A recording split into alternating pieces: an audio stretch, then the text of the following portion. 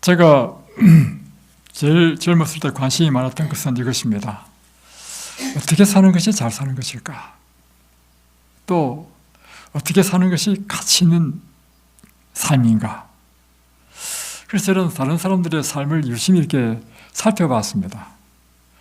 그러면서 다양한 삶의 모습을 보면서 어떻게 사는 것이 잘 사는 것이지? 세상에서 가장 소중한 것은 무엇인가? 가치 있는 것은 무엇인가? 저는 이 답을요, 전도서에서 발견했습니다. 그래서 저는 이 전도서를 설교하기를 참 좋아합니다. 제가 30대 초반에 저희 부부가 30이었어요. 30일 때 천안으로 이사를 갔습니다. 그때는 저는 사업을 할 때였고 제 사업하는 사업장은 서울에 있었지만 저희 부부가 그 당시 저희 부모님들이 우리 신앙을 이해하지 못해가지고 핍박을 많이 했습니다. 그래서 핍박을 피해서 저희 부부가 천안까지 이사 갔습니다. 근데 사실은 천안에서 출퇴근하는 것이 참 힘든 일이죠. 출근하는데 2시간, 퇴근하는데 2시간 이렇게. 젊을 때는 그것도 모르고 열심히 살았습니다. 젊었으니까.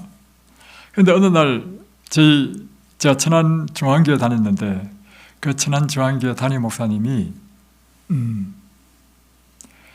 아침에 헐레벌떡 저희 집으로 오셨어요. 보니까 제 생일이라고 축복 기도를 해주신다고 오신 것입니다. 와, 제가 얼마나 감동을 받았는지. 그러면서 이제 생일 선물이라고 테이프를 줬어요. 그 테이프가 뭐냐면 잠언, 전도서, 아가서였습니다. 그 테이프를 받아가지고 이제 제가 출근을 2시간이니까 차에 딱 꼽으면 옛날에는 테이프 있죠? 그걸 들었습니다. 가는데 딱 들으면 좋고 오늘 또 오면 그걸 듣고. 근데 잠언도 듣고 아가서도 듣고 전도서를 들었는데 그 중에 제 마음에 다 와닿는 것이 뭐냐면 전도서가 제 마음에 와닿는 것입니다. 그래서 잠언과 아가서는 이제 한 번만 듣고 이제 안 듣고 전도서를 그때부터 계속 들었습니다. 출근 2시간, 퇴근 2시간 계속. 나중에는 하도 들으니까요 이 테이프가 늘어나가지고 소리가 안 나. 근데 여러분 이 성경 가운데 한 장을 이렇게 정해가지고요 한 100번 한번 읽어보십시오. 그러면 여러분요 도를 통합니다. 이 전도서를 그렇게 100번 읽으면서 제가 비로소 제 인생의 답을 얻었습니다. 그리고 제가 결론을 내렸습니다. 인생은 짧은 것이구나. 이 짧은 인생을 아침 출근 2시간, 저녁 퇴근 2시간 한다고 이 시간, 귀한 시간을 길바닥에 낭비하는 것은 참 어리석은 일이다 하고는 제가 서울 근교로 바로 이사했습니다. 그러니까 저희 천안중앙교회 담임 목사님은 저에게 생일 선물 주가지고 좋은 교인, 뭐 좋다는 표현은 좀 이상하지만 젊은 교인 2사람을 이제 서울로 이제 이사하게 하는 것이죠. 저는 그래서 이 전도서를 통해서요 참 인생의 귀중한 교훈을 배우고 제 인생의 굉장한 전환점이 되었습니다. 그래서 저는 그것을 여러분과 좀 나누고자 합니다. 여러분은 무엇을 위해 살죠? 왜 공부합니까? 왜 결혼했습니까? 왜 또 애를 낳았습니까? 그리고 지금 또 이등변리는 왜 오셨습니까? 답은요 딱 하나입니다. 인생의 행복을 위해서 오셨습니다. 맞습니까? 우리 인생에 하는 모든 일은요 우리 인생을 행복된 삶을 살기 위해서 인생의 행복을 위해서 하는 것입니다. 이 전도서라는 것은요 솔로몬이 기록했습니다. 그래서 전도서 1장 1절에 보면 다윗의 아들 예루살렘의 왕 전도자의 말씀이니라. 이 전도서는 누가 썼다고요? 솔로몬 왕이 썼다는 것입니다. 근데 이 전도서라는 그 뜻이 뭐냐면 이 전도서의 히브리 말은 쿠알렛입니다. 이 쿠알렛은 그 의미가 뭐냐면 회중을 모으다 이런 뜻이 있고요. 또 설교하다 이런 뜻입니다. 그러니까 이 전도서는요 솔로몬이 인생의 행복을 위하여 그가 할 수 있는 모든 것을 다 해본 다음에 인생의 심오한 진리를 발견한 것입니다. 그리고는 이 심오한 진리를 혼자서는 간직할 수 없어서 이것을 사람에게 나누기 위하여 사람을 모으고 설교한다. 이것이 바로 전도서라는 뜻인 것입니다. 자, 그러면 솔로몬이 그가 발견한 인생의 행복, 인생의 참 목적, 의미, 가치 있는 것은 무엇인가 한번 찾아보겠습니다. 이 솔로몬 왕은 왕상 10장 26절을 보면 그가 이스라엘 왕 가운데 가장 부귀영화를 누렸던 왕이었습니다. 병거가 1400대, 마병이 12,000명, 후비가 700명, 첩이 300. 애굽의 은과 시돈의 백향목을, 애굽의 은은 마치 돌덩어리처럼, 또 시돈의 백향목은 하여튼 엄청난 이런 부를 누렸던 그런 왕이었고, 그의 궁전은 상하 궁전이었습니다. 그래서 그는 인생의 행복을 얻기 위하여 할 수 있는 모든 것을 다 해봤습니다. 그런 그가 체험한 인생의 진실하고 심오하고 적나라한 진리를 도저히 홀로 간직할 수 없어서 사람들을 모으고 설교한 것, 이것이 바로 전도서라는 것입니다. 솔로몬이 첫 번째로 인생의 행복을 위하여 추구했던 것은 무엇인가? 그것은 여러분은 어떻게 하면 일단 인생이 행복하리라고 생각됩니까? 이거 아닙니까? 맞죠? 예. 솔로몬 역시요. 인생이 모두가 다 추구하는 것, 그것은 재물인 것입니다. 그래서 엄청난 재물을 모았습니다. 왜냐하면 돈만 있으면, 돈 자체가 뭐냐면 구매력이에요. 구매력. 돈만 있으면 이 돈으로 내가 사고 싶은 것 다 사고요. 가고 싶은 데 다 가고, 누릴 수 있는 것 다 누릴 수 있기 때문입니다. 그래서 뭐니 해도 무엇이 최고다? 머리가 최고다. 예. 그래서 이 전도서 9장에 보면 아주 재미있는 하나의 이야기가 기록되어 있는데, 곧 어떤 작고 인구가 많지 않은 성읍에 큰 임금이 와서 에워쌌다. 그러니까 이제 조그만 인구 얼마 안 되는 성에 큰 나라 임금이 군사를 잔뜩 이끌고 포위한 것입니다. 함락될 수밖에 없었죠. 그래서 큰 흉벽을 치고 이제 이 수사고제 치고자 할 때 이제 함락 직전에 있는데, 그때 그 성읍 가운데 아주 지혜 있는 사람이 있었다는 것입니다. 근데 이 지혜자의 지혜로 이 성을 구원했어요. 건졌습니다. 그러니까 마땅히 이 지혜자를 어떻게 해야 되겠어요? 영으로 추대해야 될 거 아닙니까? 근데 이 지혜자를 기억하는 사람이 없었다. 왜냐하면 그가 가난했기 때문에. 여러분, 그랬어요. 뭐니 해도 머리가 최고입니다. 이 세상에서는 말이죠. 그래서 사람들이 힘을 다해서 돈을 버는 것입니다. 여러분의 신랑들도 지금 밖에서 열심히 일하고 있을 줄로 믿습니다. 그래서 솔로몬 역시 이 재물을 모으는 일에 그가 힘을 썼고, 이 이스라엘의 왕 가운데 가장 부귀영화를 누렸던 사람은 바로 이 솔로몬이었다는 것입니다. 왕상 10장 14절로 15절에 보면 그가 1년의 세입금 중수가 666금 달란트였습니다. 이것은 1달란트는 34.2kg이기 때문에 곱하기 666 하면 22,777kg이 나오는 것입니다. 엄청이죠? 근데 이제 1kg의 금시세가 얼마냐? 뒤져보니까 요즘은 또 올라가지고 한 9천만 원 돼, 9천만 원. 곱하기 해보니까 막 2조가 넘어. 엄청난, 이런. 그 외에 또 상고와 무역하는 객상과 아라비아 왕들과 나라의 방백들에게도 가져온지라. 예. 그리고 솔로몬이 자기 식솔들이 얼마나 많았는지 하루 먹는 식량이 가는 밀가루 30석, 굵은 밀가루 60석을 먹었다는 것입니다. 그러니까 식솔들이 많았다는 거죠. 소는 30마리를 잡고 양은 100마리 잡고, 아이고 세상에. 게다가 스사슴, 노루, 암사슴, 살찐새, 하루 식량 분량이 그렇다는 것입니다.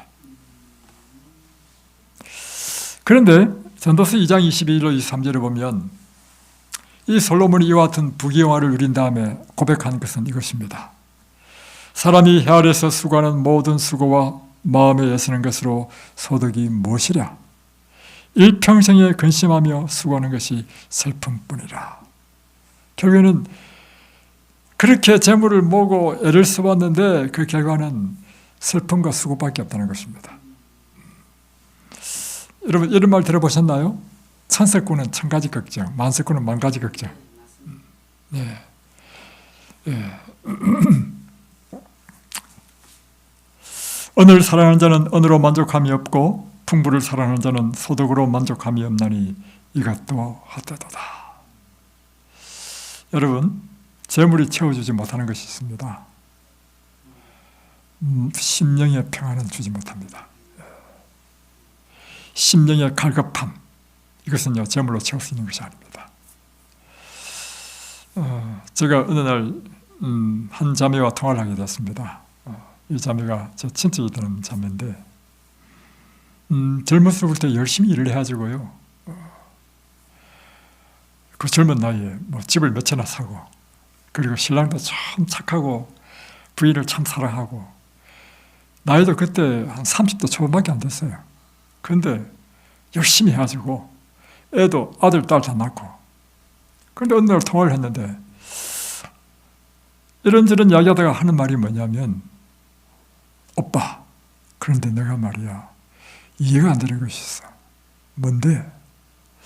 나는 정말 부족함이 없는데 내 마음이 공허하다는 것입니다. 그러니까 재물도 모으고 남편도 자기를 사랑하고 아들, 딸 다 있는데 부족함이 없는데 왜 내가 허무할까? 자기 자신이 이해가 안 돼가지고 내가 교회를 한번 나와봐야 되겠다. 그래서 자기 말로 교회를 갔대. 그래서 내가 이야기했죠. 잘했다. 그래 어떻게 잘 적응하느냐 하니까 목사님 설교가 이해가 안 되더래요. 처음 교회 가면요 목사님 설교 이해 안 됩니다. 그래서 더 열심히 믿어보려고요 새벽 기도까지 나왔다는 거예요. 그 마음의 공함이 얼마나 컸으면 그렇겠습니까? 그런데 새벽 기도 가도 이게 무슨 말인지 말귀를 못 알아들어. 그래서 제가 이야기했죠. 야, 내가 너한테 성경 공부 한번 해볼래? 그래서 제 친척 되는 그 여동생에게 성경을 가르쳤습니다. 그래서 여러분, 교회에 나오는 것보다 더 중요한 것이 있는데요. 진리를 알아야 됩니다. 진리를 알아야 교회에 나와도 이게 무슨 말인가 이해가 돼. 그래서 여러분이 제일 먼저 해야 될 게요. 교회 나오는 것보다 더 중요한 것은요. 하나님의 말씀을 공부하는 것입니다. 이 자매가 얼마나 뜨겁게 말씀을 받아들이는지 말씀은 놀라운 능력이 있습니다. 한 3일째 딱 됐는데 그때 창세기 3장을 해가지고 3장에서 이 여자의 후손 곧 예수 그리스도에 대한 설교를 했는데 이 자매가 갑자기 막 낙동 같은 눈물을 흘리고 하더니만 둘째를 낳을 때 산후조리를 잘못해가지고 한쪽 팔이 가끔씩 저리고 마비가 오는데 전기가 찌릿하더니만 팔도 다 나와버렸어. 그러더니 이 자매가 그때부터 인생에 이 하나님을 만난 다음에 인생에 기쁨이 생겨가지고 그 마음에 있는 모든 허무가 사라지고 그래서 제 있는 곳으로 이사 왔습니다. 교회 다니려고. 제가 드리는 말씀은 뭐냐면 사람은요 이 절대로 이 물질로 만족을 얻을 수 없다는 것입니다. 물론 물질이 필요하죠. 우리의 삶의 한 도구니까. 그러나 우리의 심령에 만족을 주는 것은요 영적인 것입니다. 그래서 살리는 것은 영이니 육은 무익하니라. 내가 너에게 이런 말은 곧 영이요 곧 생명이라. 여러분 그래서 여러분 이 말씀을 한번 배워보시기 바랍니다. 자, 제가 모태에서 발겨벗고 나왔은즉 그 나온 대로 돌아가고 수고하여 얻은 것을 아무것도 손에 가지고 가지 못하리니 이것도 패단이라. 어떻게 왔든지 그대로 가리니 바람을 잡으려는 수고가. 여러분 이 세상의 부귀영화를 잡으려는 것은 바람을 잡는 것 같다는 것입니다. 여러분 태어날 때 발가벗고 태어났죠? 갈 때도 여러분 빈손으로 갑니다. 이걸 딱 아셔야 됩니다. 여러분 이걸 일찍 깨달을수록요 여러분이 자유하게 됩니다. 이제 한 사람이 예수님을 찾아왔습니다. 찾아와가지고 예수님에게 엉뚱한 요구를 했습니다. 예수님, 지금 우리 형이 아버지 돌아가시고 난 그 상속을 자기 혼자 다 찾아야 합니다. 그러니 예수님은 사람들로부터 존경을 받으니까 제 형한테 가가지고 이 재산을 나눠가지고 나한테 좀 달라고 하십시오. 그러니까 예수님이 기가 막힐 거 아닙니까? 이 사람아, 내가 누구 그 재산 상속에 관련되는 일을 하는 것이 내가 할 일이냐? 그러면서 예수님께서 비유하신 말씀이 누가복음 12장입니다. 또 비유로 저에게 일러 가라사대 한 부자가 그 밭에 소출이 풍성하매, 그러니까 농사를 지는데 그에 막 소출이 엄청나게 많이 났다는 것입니다. 그런데 이제 문제는 너무 많이 수확이 일어나가지고 자기 창고가 부족해. 그러니까 내가 곡식 쌓아둘 곳이 없으니 어찌할꼬 하다가 이렇게 꾀를 냈습니다. 내가 곡간을 헐고 더 크게 짓고 내 모든 곡식과 물건을 거기에 쌓아두고, 그리고 내 영혼에게 말하기를 내 영혼아, 이제 여러 해쓸 물건이 많이 쌓아뒀으니 내가 평안히 쉬고 먹고 마시고 즐거워하자. 모든 사람의 마음속에 갖고 있는 욕망이 이것입니다. 이 부자뿐만 아니라요, 대부분의 사람 마음에 어떤 마음이 있냐면 좀 재물을 실컷 쌓아놓고 이 사는 것에 대한 염려로부터 벗어나고 싶은 사람이 얼마나 많습니까? 그렇죠? 이 부자뿐만 아니라 대부분 사람이 갖고 있는 욕망입니다. 그러나 여러분, 제가 발견한 바로는요, 하나님께서는 우리로 하여금 날마다 하루의 삶을 영위하고 그것에 최선을 다하고 하는 것이 우리 인생의 축복이라는 사실을 발견했습니다. 그러니까 이제 이 비유를 말씀하신 다음에 이렇게 이야기합니다. 하나님이 이르시되 어리석은 자여, 오늘 밤에 내 영혼을 도로 찾으리니 그러면 네가 쌓아둔 이것은 누구의 것이 되겠느냐. 그렇죠. 그러니까 여러분, 우리 인생에서 제일 중요한 게 뭔지 아십니까? 그것은 생명입니다. 여러분이 살아있기 때문에요, 재물도 필요한 것이고요, 여러분이 살아있기 때문에 이 세상 모든 것이 이 의미가 있는 것입니다. 참 제가 어리석은 사람을 이곳에 있다 보면 좀 많이 발견합니다. 뭐냐면 지금 몸이 아파서 죽을 지경인데 생명보다 재물을 더 귀하게 여기는 사람이 있더라고. 참 안타까워요. 여러분, 그래서 예수님께서 하신 말씀이 있습니다. 내가 온 천하를 얻고도 내 목숨을 잃으면 내게 무엇이 유익하냐. 그러니까 정말 답답한 게 뭐냐면 이제 없었어 그러면 이해가 돼. 그러나 보니까 그냥 넉넉해, 형편도 돼. 참 답답한 게 이 사람이 지금 요양이 필요한 사람이야. 제가 볼 때는 좀 충분히 요양하면 좋겠더구만.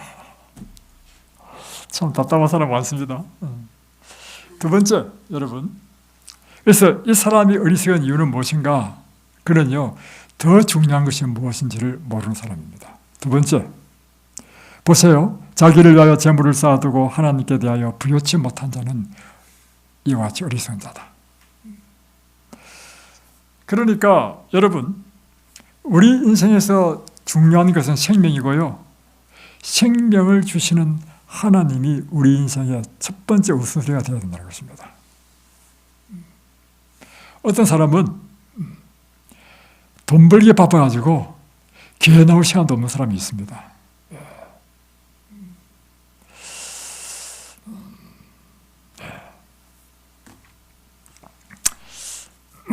여러분, 성실한 것 참 좋습니다. 그러나 성실한 것보다 더 중요한 것이 있는데요, 지혜로워야 됩니다.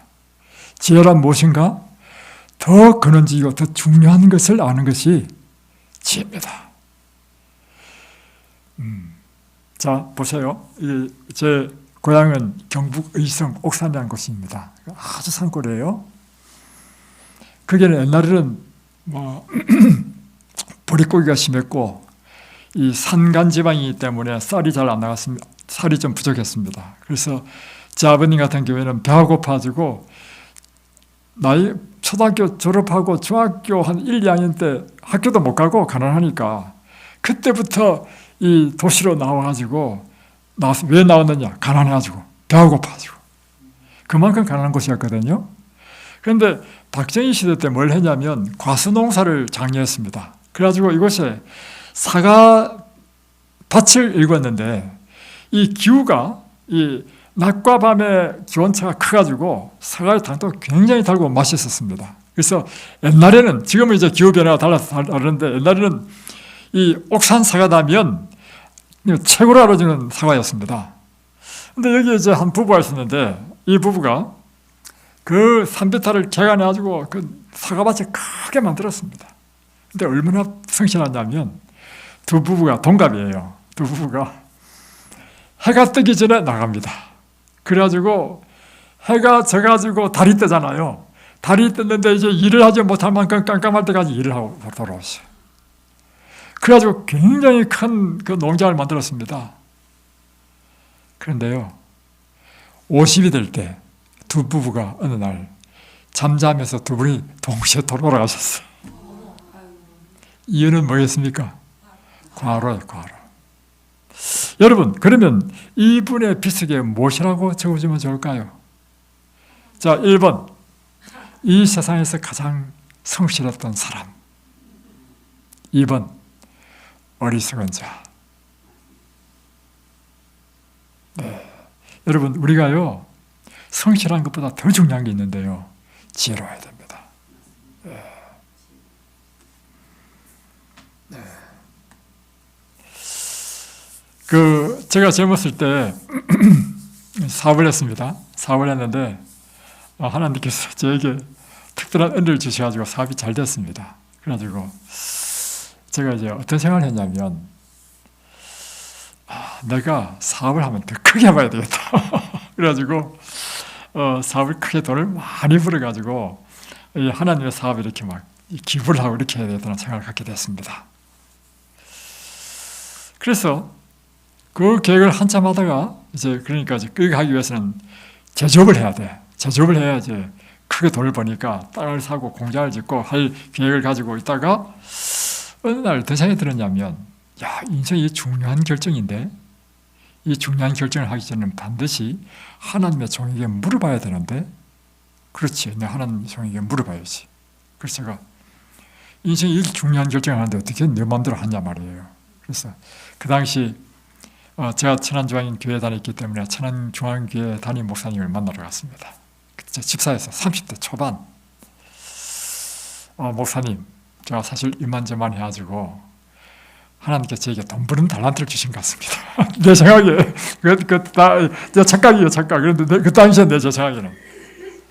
그래서 제가요, 지금 하는 사업에는 제가 만족이 없고 그냥 크게 제조업을 해가지고 하면 크게 한 사업을 하면 이렇게 보려고 하는데 갑자기 생각이 들기를 하나님의 종에게 물어봐야 되겠다는 생각이 들어서 왔습니다. 목사님 생각은 어떻습니까? 이거 물어봤단 말이에요. 우리 목사님이 참 재밌었어. 목사님 그 말 듣더니만 하늘을 한번 쳐다보고 땅을 한번 쳐다보고 또 하늘을 한번 쳐다보고 땅을 쳐다보더니만 그래서 제 집사였단 말이에요. 권 집사님, 제가요 생각해 보니까요 저는 목사라서 사업에 대해서 잘 모릅니다. 근데 제가 아는 게 하나 있습니다. 목사님이 그 사업을 해가지고 돈을 억수로 번다 할지라도 집사님은요 하루에 3끼 이상은 먹지 못합니다. 이걸 집에 다 와가지고 생각해봤어요. 그러니까 이게 좀 사업을 하라는 말인가 하지 말라는 말인가. 생각해보니까 하지 말라는 뜻 같아. 저는요 순진해가지고요 하나님의 종이 말씀했기 때문에 그대로 순종했습니다. 바로 제 모든 걸 다 포기했습니다. 그런데 지금 생각해보니까 너무 잘한 것 같아요. 왜 그런지 아십니까? 사업은요 우리에게요 완전 전심전력을 요구합니다. 우리의 모든 생각과 사업 해보셨잖아요. 저분은요 사업한다고 병이 났었습니다. 하루에 4시간 5시간밖에 못 주무셨다는 것입니다. 사업한다고 밥도요 10분 이내로 다 드셔야 돼. 사업이라는 것은요, 만만치 않습니다. 우리의 모든 신경과 에너지를 다 쏟아야 된단 말이에요. 그러면 아까 그 어리석은 부자처럼 내가 하나님을 위하여 투자할 시간이 없어진단 말이에요. 여러분, 그래서 이 세상에 부자들 하지 마십시오. 더 중요한 것은 하나님에게 부유한 자가 되십시오. 인생은요, 이렇게 사나 저렇게 사나 어차피 한 평생 사는 것이고요. 제가 살아보니까 저는 그렇더라고. 새끼 밥 먹고 날마다 열심히 일할 수 있는 일이 있고 그것이 내 인생의 행복이더라고. 그리고 더 중요한 것은 하나님을 섬기며 사는 삶이 얼마나 행복한 것인지. 요즘 인기 있는 사이가 있습니다. 의사 사이. 그렇죠? 다음에 판검사 사이. 그런데 알고 보면요, 여러분, 제일 불쌍한 사람이 의사입니다. 자, 설명해 드릴게요. 치과 의사는요, 항상 사람의 그 더러운 입만 봐야 돼. 또 의사에게 오는 사람은 다 어디 아파서 와. 그러니까 항상 올 때 찡그려 와. 그리고 판검사는요, 항상 죄인들을 대해야 돼. 그런 사람이 행복합니까? 날마다 씨를 심고 땅을 갈고 이게 더 행복합니까? 싹이 오르는 거 보고 어떤 게 더 행복한 직업이에요? 여러분의 생각만 딱 바뀌면요, 무엇이 더 좋은 것이구나. 이 가치관이 바뀌어버린다는 것입니다. 우리 중에 제일 행복한 사람이 누군지 아십니까? 장로님입니다, 장로님. 날마다 씨 심고 밭 갈고 하잖아요. 디모데전서 6장 7절로 10절에는 이렇게 이야기하고 있습니다. 우리가 세상에 아무것도 가지고 온 것이 없음에 또한 아무것도 가지고 가지 못하리니. 그렇죠? 우리가 먹을 것과 입을 것이 있은즉 족한 줄로 알 것이니라. 부활하는 자들은 시험과 올무와 여러 가지 어리석고 해로운 정욕에 떨어지나니 곧 사람으로 침륜과 멸망에 빠지게 하는 것이라. 돈을 사랑함이 일만하게 뿌리가 되나니 이것을 사모하는 자들이 미혹을 받아 믿음에서 떠나 많은 근심으로서 자기를 찔렀도다. 내가 이 세대의 부한자들을 명하여 마음을 높이지 말고 정함이 없는 재물에 소망을 두지 말고 오직 우리에게 모든 것을 후히 주사 누리게 하시는 하나님께 두며 선한 일을 행하고 선한 사업에 부하고 나누어주기를 좋아하며 동조하는 자가 되게 하라.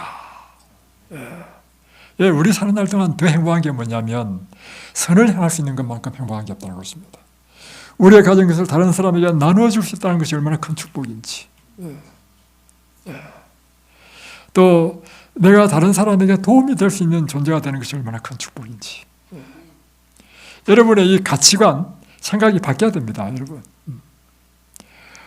더 많이 가지고 더 많이 취하려고 하는 것은요, 끊임없이 우리 마음에 갈등과 고통을 줍니다. 그러나 나누고 더 많이 나누고자 하는 사람은요, 마음이 얼마나 행복한지 모릅니다.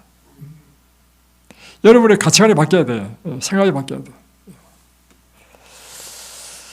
두 번째, 모든 인생의 행복을 위해서 추구하는 것은 쾌락주의의 길입니다. 그렇죠. 인생은 짧은 것 한 번 가면 다시 오지 않는다. 노세 젊었어 노세. 옛날에 노래가 있었어요. 늙어지면 놀고 싶어도 못 논다는 것입니다. 이게 그래서 여러분, 그래서 많은 사람들이 쾌락을 추구하죠. 솔로몬도 역시 그랬습니다. 내 마음의 공과기를 내가 어떻게 하여야 내 마음의 지혜로 다스림을 받으면서 술로 내 육신을 즐겁게 할까? 어떤 것이 쾌락인지 알까 하여 금과 왕들의 보배와 노래하는 남녀들과 인생들의 기뻐하는 처와 첩들을 많이 두었다. 그런데 그래서 무엇이든지 내 눈이 원하는 대로, 왜냐하면 보세요, 돈이 엄청나게 있죠. 또 지혜로 왕이죠. 그러니까 뭐 후비가 700명, 첩이 300명. 아이고 세상에, 정력도 좋네. 보통 사람은 감당 안 됩니다. 저는 한 여자도 감당하기 힘들더라고. 성경 보면 야곱은 참 고통스럽겠다 생각이 들어. 야곱은 첩가 4명이잖아요. 보통 힘든 게 아닙니다, 여러분. 자, 이렇게 해본 결과 솔로몬이 고백하는 것은 그 후에 본즉 내 손으로 한 모든 일과 수고한 모든 수고가 다 헛되어 바람을 잡으려는 것이며 혀아래서 무익한 것이로다. 그렇습니다. 쾌락은요 마치 조미료 같습니다. 그런데 한번 맛을 보면요 그 다음에는 그 맛으로 만족이 없어요. 더 강하게 쳐야 됩니다. 이것이 쾌락주의 길입니다. 결국에는 사망입니다. 이제 보다 더 차원 높은 이제 행복을 추구했습니다. 그것은 뭐냐면 지성주의의 길을 걷게 됐습니다. 그래서 솔로몬이 이제 무엇을 추구했냐면 지성을 추구했습니다. 내가 마음 가운데 이르기를 내가 큰 지혜를 많이 얻었으므로 나보다 먼저 예루살렘에 있던 자보다 낫다 했나니 곧 내 마음이 지혜와 지식을 많이 만나 보았음이니라. 그래서 솔로몬이 공부를 엄청 했습니다. 자문을 3,000개 지었고 노래가 1,500개, 초목을 논할 때는 그 우슬초로부터 큰 백향목까지, 짐승을 논할 때는 하늘을 나는 독수리부터 그 물 밑에 있는 그까지. 그래서 솔로몬이 얼마나 이 지식이 많았고 지혜가 많았는지 전 세계에서 이 솔로몬의 지혜를 들으러 온 거 아닙니까? 사실 그래요. 여러분, 저는 이제 공부하는 걸 참 좋아합니다. 그래서 이제 대학교에 딱 들어가니까 이제 제 과는 경영학과였지만 경영학과 말고 다른 과를 다른 거를 했는데 제가 발견한 것은 뭐냐면 모든 여러 분야의 학문이 있잖아요. 모든 학문이 다 아주 독특한 그 세계가 또 다른 세계가 있더라고. 이야. 이 지성주의에 빠지면요 평생 공부만 하다 마치는 사람도 있습니다. 공부가 너무 재밌어가지고. 그런데 이렇게 한 솔로몬이 고백하기를 마음을 다하여 지혜를 써서 이 모든 일을 궁구하여 살펴봤는데 결국에는 이는 괴로운 것이라. 여러 책을 짓는 것은 끝이 없고 많이 공부하는 것은 몸을 피곤케 하느니라. 지혜가 많으면 번뇌도 많으니 지식을 다하는 자는 근심을 다하느니라. 이태리의 이제 어떤 대학에는 그 정문에 그리고 다음에라는 이런 이제 표가 이제 적혀 있답니다. 근데 이제 이 대학의 설립자가 했는데 이 표를 걸어놓은 이유는 뭐냐면 이 대학의 설립자가 학생 시절 때 아주 어려운 고학생이었다는 것입니다.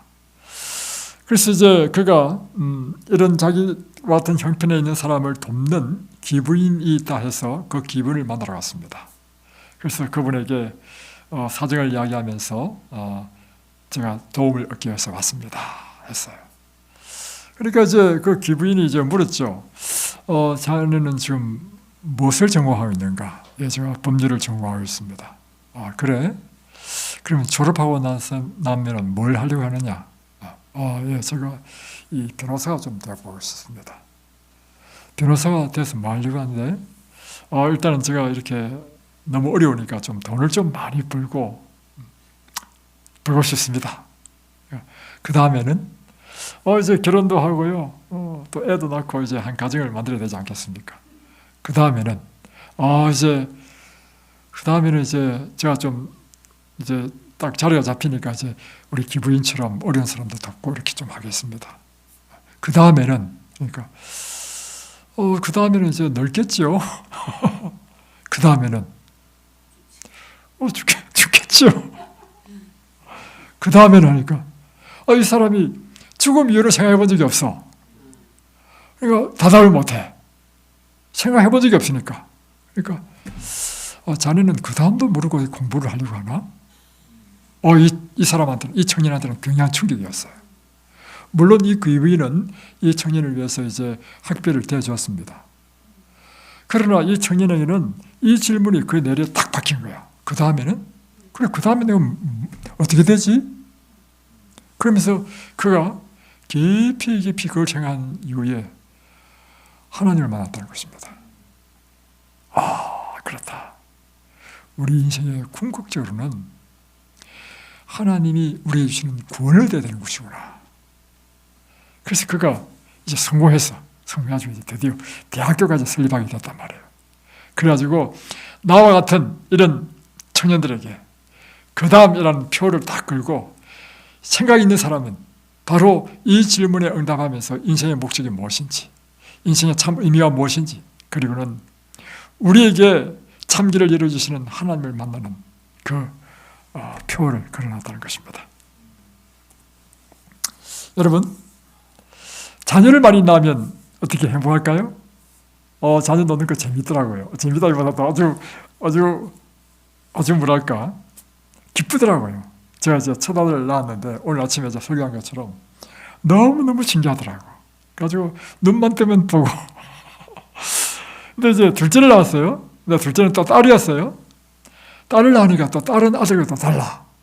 이게 살을 만져보면요, 아들은 이게 남자는 여기 껍질이 쭉 이게 딸려 나와. 근데 여자는요, 딱 잡으면 껍질이 안 나와요. 이게 보들보들해, 몰랑몰랑해.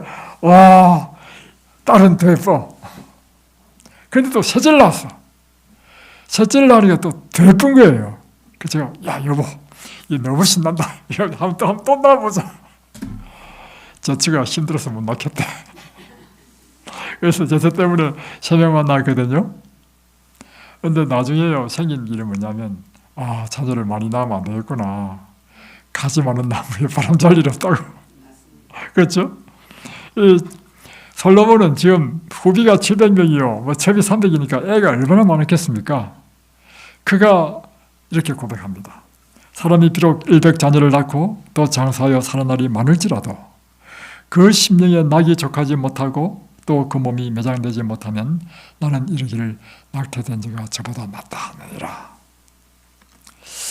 여러분, 우리가 장수하면 행복할까요? 제 장인어른이 사실은 장수하셨습니다. 140까지 사셨습니다. 그런데 장인어른은요, 140까지 사시면서 병 하나 없었습니다. 왜냐? 제 장인어른이 일찍이 이 재림교회 복음을 받아들이고 신앙을 하게 되면서 나중에 이제 목사까지 되셨습니다. 그래서 평생 목사를 하고 은퇴하셨는데 젊었을 때 폐결핵에 걸려가지고요, 결핵 환자도 됐습니다. 그때부터 이제 재림교회에서 가르치는 건강기별에 유념해가지고요, 철저하게 이덴벨리 사는 것처럼 식사, 다음에 생활 철저하게 하셨습니다. 심지어 제 장인어른은요, 눈깔 사탕도 하나 드시지 않았습니다.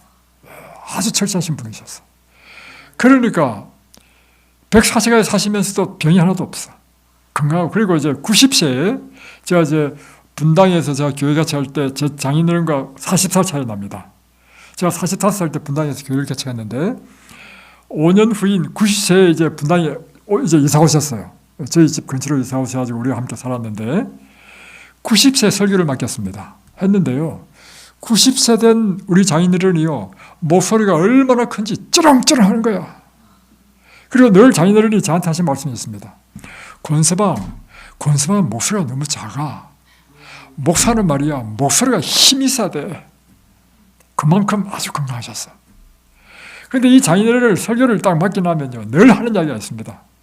레퍼토리가 있는데 그게 뭐냐면, 여러분, 이 세상에는 갈 곳이 없는 것이 2개가 있습니다. 뭡니까? 그러니까 사람들이 궁금할 거 아니에요. 첫 번째, 쓰레기가 갈 곳이 없습니다. 두 번째, 노인이 갈 곳이 없다는 것입니다. 이분이 노인이 되면서 가진 서러움은 뭐냐면, 노인이 되니까 노인을 좋아하는 사람이 아무도 없어. 여러분, 장수가 옛날에는 복인 줄 알았는데 요즘은 장수가 복이 아니라. 그래서 우리가 원하는 게 있습니다. 9988123. 이게 뭐예요? 99세까지 88 살다가 하루 이틀 쉬러 하다가 3일째 탁 돌아가는 거. 그래서 전도서 1장 6절에 제가 비록 천년의 갑절을 산다 할지라도 낙을 누리지 못하면 마침내 다 한 곳으로 돌아가는 것뿐 아니냐. 예, 결국에는요, 솔로몬의 경험을 통해서 우리가 깨닫는 것이 이것입니다. 인간은 물질로, 쾌락으로, 지식으로 인간의 노력으로는 진정한 행복을 찾을 수 없다는 것입니다. 그렇다면 우리는 우리는 무엇을 위해 살아야 되냐? 이것입니다. 저는 이 전도서를 한 100번 읽으니까 이 답을 해줬습니다. 제가 발견한 답은 이것이었습니다. 첫째는 인생을 살아가는 날 동안에 누리는 복이 있다는 것입니다. 제가 이 전도서에서 발견한 바로는 솔로몬의 이 전도서에서 발견한 답은 이것입니다. 우리가 살아가는 날 동안 누릴 복이 있어요. 그것은 무엇인가 하면 너는 기쁨으로 식물을 먹고 즐거운 마음으로 내 포도주를 마실지어다. 이게 무슨 뜻이냐면 우리가 사는 날 동안 열심히 일하는 것입니다. 왜냐하면 우리가 죽으면요 일하고 싶어도 일할 수 없다는 것입니다. 그래서 전도서에 보면 내 힘을 닿는 대로 너는 최선을 다하라. 그래서 우리가 사는 날 동안 열심히 일하고 그 결과로 얻는 것으로 우리가 이 식물을 먹을 때 기쁨으로 즐거움으로 낙으로. 그래서 여러분 먹는 즐거움은요 굉장히 중요한 행복 중 하나입니다. 그리고 또 한 가지는 내 의복을 항상 희게 하며 내 머리에 향기름을 그치지 않게 할지니라. 이게 무슨 뜻이죠? 내 의복을 항상 희게 하며. 그래서 여러분 이 전도서는요 이 사실 시입니다. 이 솔로몬이요 시적으로 다 표현했어. 이건 무슨 뜻이냐면 인생을 살 때요 너무 궁상맞게 살지 말고 멋을 부리며 살아라는 것입니다. 때가 되면 옷도 한 벌씩 사입고 머리에 향기름을 그치지 않게 할지며. 왜냐하면 추리하게 하지 말고 머리 파마도 하고 이렇게 인생을 멋지게 살아라는 것입니다. 그리고 9장 9절에 뭐라고 했냐면 내 헛된 평생의 모든 날 곧 하나님이 헤아려서 내게 주신 모든 헛된 날에 사랑하는 아내와 함께 즐겁게 살지어다. 이는 내가 일평생에 헤아려서 수고하고 얻은 분복이니라.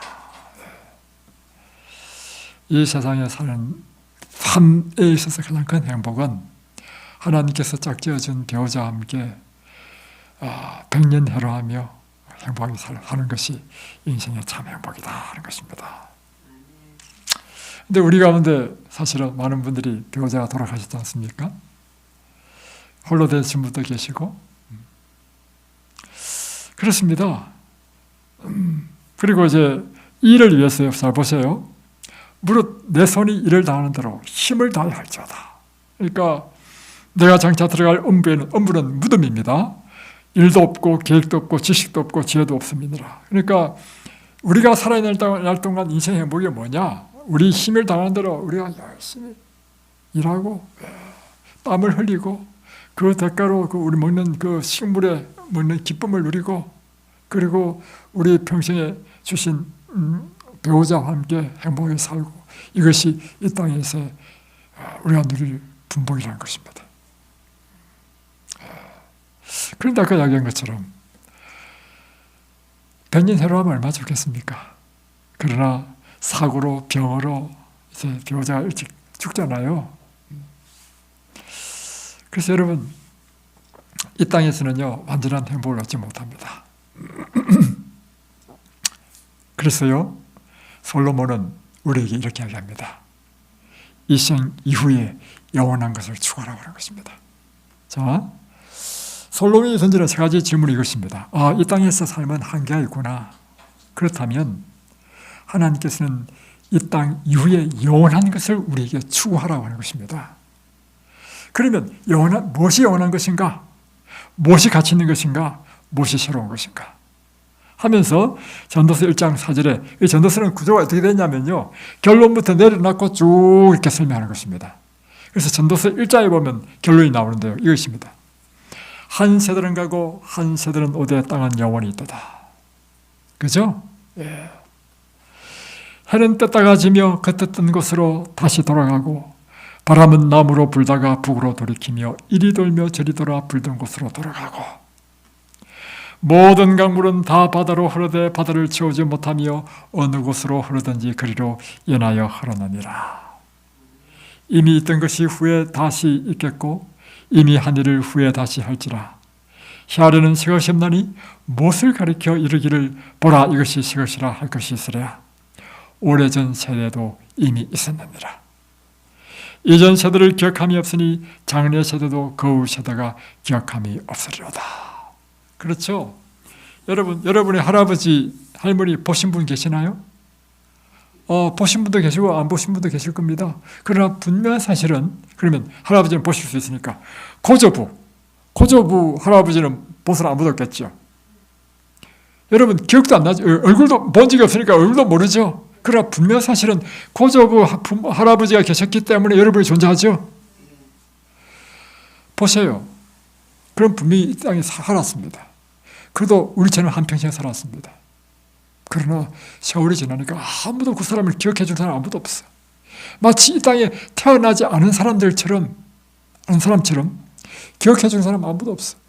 오늘 여러분이 지금 살아있으니까 마치 이 세상이 나를 중심으로 돌아가는 것 같고, 내가 살아있기 때문에 모든 게 의미가 있는 거예요.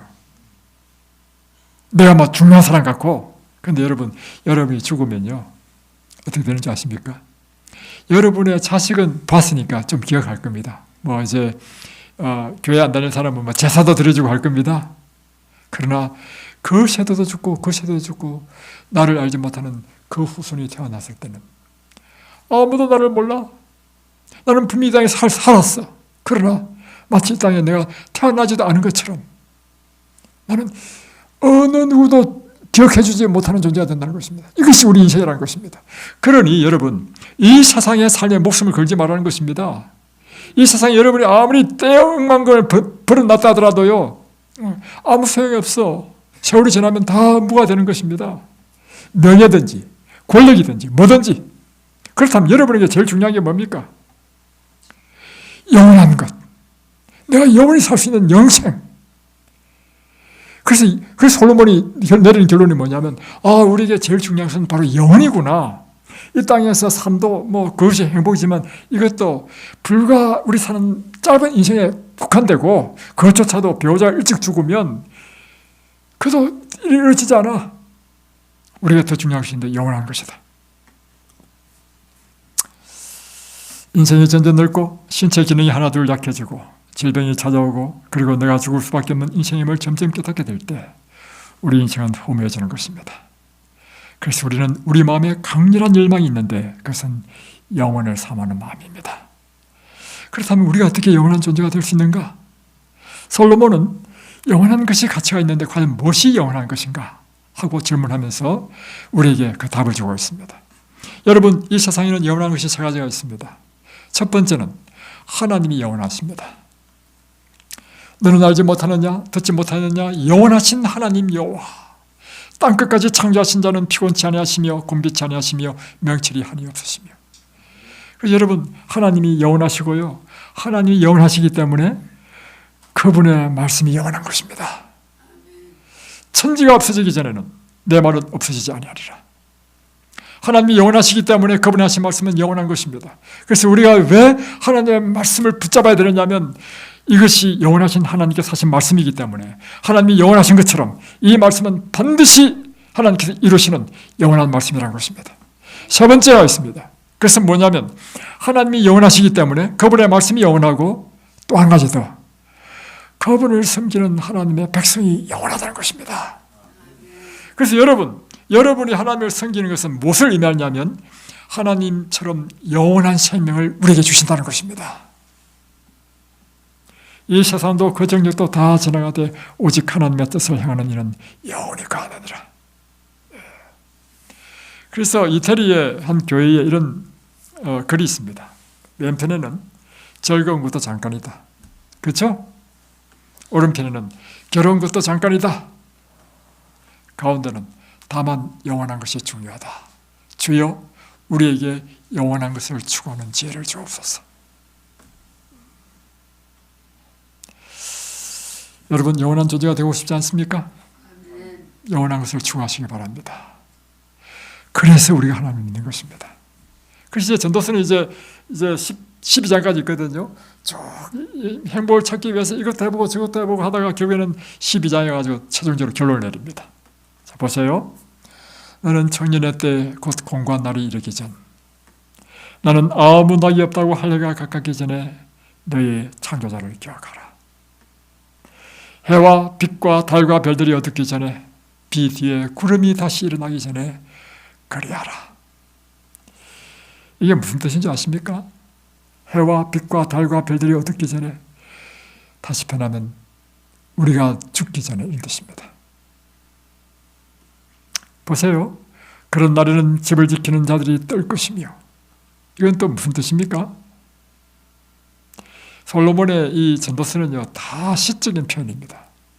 집을 지키는 자들이 뜬다는 의미는요, 이제 나이가 들면 다리에 힘이 없어지고 다리가 후들거린다는 것입니다. 또 힘 있는 자들이 구부러질 것이며, 허리도 굽어지죠. 맷돌질 하는 자들이 저금으로 거칠 것이며, 이빨도 하나둘 빠집니다. 창들로 내어다보는 자가 어두워질 것이며, 눈도 어두워진다는 것입니다. 길거리의 문들이 닫혀질 것이며, 귀도 어두워지고, 맷돌 소리가 적어질 것이며, 새 소리를 인하여 일어날 것이며, 새벽잠이 없어진다는 것입니다. 음악하는 여자들은 다 새하얘질 것이며, 나이가 되니까요, 목소리도 이제 힘이 없어지죠? 이것입니다. 그리고는 은줄이 풀리고 금그릇이 깨어지고, 항아리가 생곁에서 깨어지고, 바퀴가 우물 위에서 깨어지고, 이게 뭐예요? 인생이 이제 끝장났다는 것입니다. 참나. 여러분, 이게 인생입니다. 맞습니까? 동감합니까? 흙은 여전히 땅으로 돌아가고, 호흡은 그 주신 하나님께로 돌아가기 전에 기억하라. 무엇을 기억하라는 것입니까? 영원하신 분 하나님을 기억하라는 것입니다. 그리고는 맨 마지막에 이렇게 결론을 내리고 있습니다. 이래 결국을 다 들었으니 하나님을 경외하고 그 명령을 지킬지어다. 이것이 사람의 본분이니라. 여러분, 오늘 여러분의 손을 주님께 내미시겠습니까? 여러분의 손을 내밀어서 예수님의 손을 붙잡으시겠습니까? 여러분, 우리 인생은요, 다 똑같습니다. 영원한 분을 붙잡으시기 바랍니다. 여러분이 영원한 존재가 되시기 바랍니다. 그분의 백성은 하나님이 영원하시고 그분의 말씀이 영원하신 것처럼 영원한 생명을 하나님께서 주실 것입니다. 기도하겠습니다.